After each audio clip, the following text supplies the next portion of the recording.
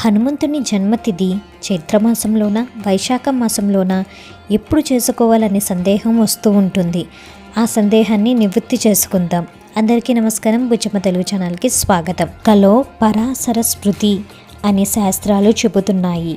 వైశాఖే మాసి కృష్ణయాం దశమ్యం మందవాసరే పూర్వభాద్ర ప్రభుత్తాయ మంగళం శ్రీ హనుమతే అని చెప్పబడింది. దీని ప్రకారం వైశాఖ మాసం బహుళ దశమి నాడు హనుమంతుని జన్మతిథి అని తెలుస్తుంది.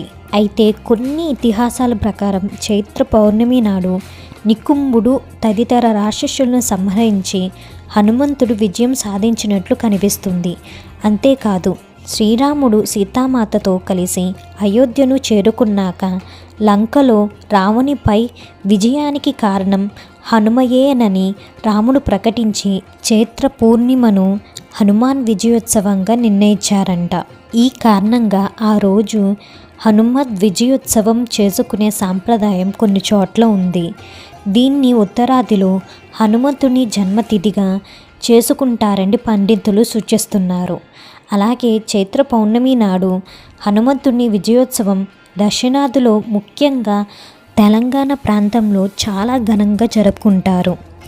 ఆంజనేయ స్వామి వారి నిలువెత్తు విగ్రహం దగ్గరగా 60 అడుగుల శోభాయాత్రగా ఊరేగిస్తారు. చైత్ర పూర్ణిమ హనుమంత్ విజయోత్సవం నుండి 41 రోజులు పాటు ఆంజనేయునికి దీక్ష చేస్తారు.